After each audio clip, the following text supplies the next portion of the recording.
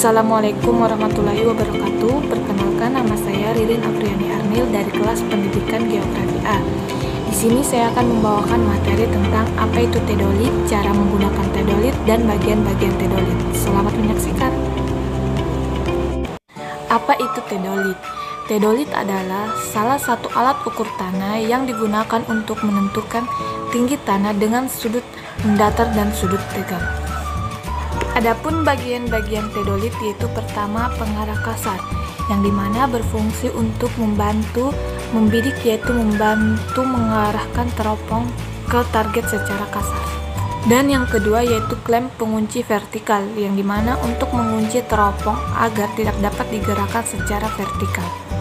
Dan yang ketiga yaitu penggerak halus vertikal, yang dimana untuk menggerakkan teropong secara vertikal ke arah rambu ukur atau objek yang secara halus. Yang keempat yaitu tempat baterai, yang dimana berjumlah 4 buah dengan jenis baterai A2. Yang kelima yaitu klem pengunci lingkaran horizontal, yang dimana untuk mengunci badan pesawat agar tidak dapat diputar secara horizontal. Yang keenam yaitu penggerak halus lingkaran horizontal, yang dimana untuk menggerakkan teropong secara horizontal ke arah rambu ukur yaitu objek yang dimana secara halus. Yang ketujuh yaitu skrup pengatur nivå, yang dimana untuk mengatur posisi gelembung nivå yang berada pada titik tengah.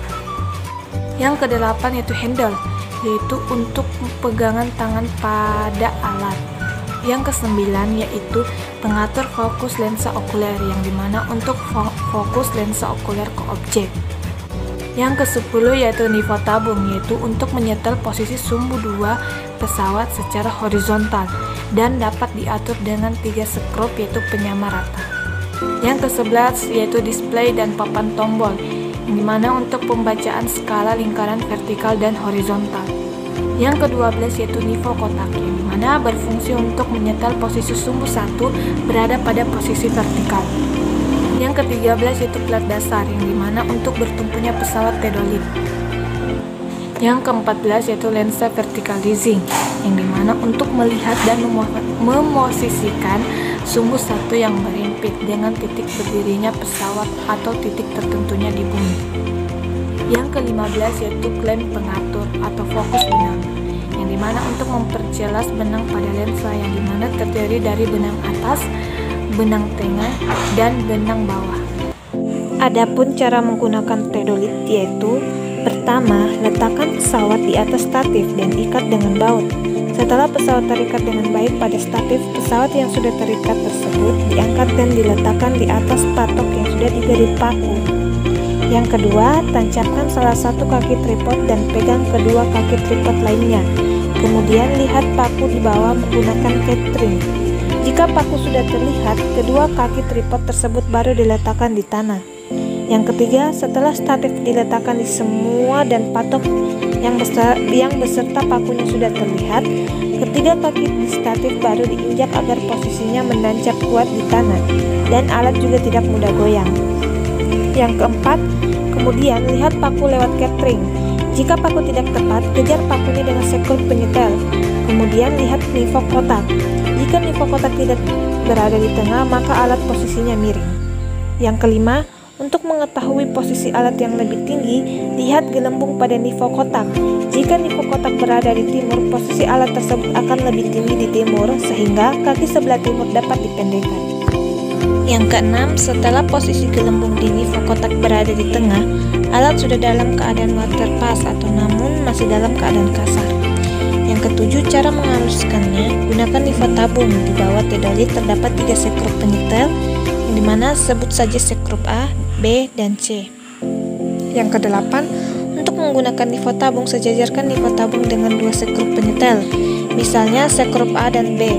Kemudian lihat posisi gelembungnya. Jika tidak di tengah, posisi alat berarti masih harus ditengahkan. Setelah nivå tabung berada di tengah, baru kemudian diputar 90 derajat atau 270 derajat, dan nivå tabung bisa ditengahkan dengan skrup C. Yang kesembilan, setelah ada di tengah, berarti posisi kotak dan nivå tabung sudah sempurna. Lalu lihat centering. Jika paku tabung sudah tepat di lingkaran kecil, maka alat sudah tepat di atas patok. Tetapi jika belum, alat harus digeser terlebih dahulu dengan menggendorkan baut pengikat yang terdapat di bawah alat ukur. Geser alat agar tepat berada di atas paku, namun jangan diputar, karena jika diputar dapat mengubah posisi nifo. Yang ke-10, setelah posisi alat tepat berada di atas patok, pengaturan nifo tabung perlu diulangi seperti langkah sebelumnya, agar posisinya di tengah lagi. Ke-11, setelah selesai, tentukan titik acuan dan jangan lupa mengunci skrup penggerak horizontal.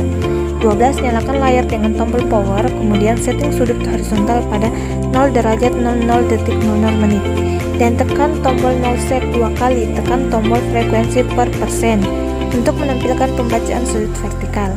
Ke-13, sekarang Tedolit sudah siap untuk digunakan dan Anda bisa mulai bekerja dengan alat ini. Di sini juga saya akan menjelaskan rumus mengelola data Tedolit. Yang pertama, menentukan jarak datar, yang dimana jarak datar sama dengan benang atas dikurang benang bawah dikurang 100 dikali sin sudut vertikal pangkat 2. Selanjutnya, untuk menentukan jarak miring, yaitu jarak miring sama dengan benang atas dikurang benang bawah dikurang 100 sinus sudut vertikal. Yang selanjutnya, menentukan beda tinggi dari tempat berdirinya alat. Rumusnya yaitu delta H sama dengan tangin 90 dikurang sudut vertikal X jarak datar, dimana ditambah tinggi alat dikurang tinggi target. Selanjutnya, menentukan nilai koordinat X pada titik selanjutnya, yang dimana rumusnya yaitu X sama dengan sin azimut atau putaran sudut dari alat ke backside menuju ke titik berikutnya, ditambah X atau BM1 yang dimana berdirinya alat. Selanjutnya yaitu menentukan koordinat titik Y, yang dimana rumus yang dipakai yaitu Y sama dengan cos azimut atau putaran sudut dari alat ke backside, yang dimana ke titik berikutnya, dikali jarak datar tambah footring BM1 atau Y BM1 sudut tersebut. Demikianlah materi yang saya bawakan, kurang dan lebihnya mohon dimaafkan. Wabillahi taufiq wal hidayah. Wassalamualaikum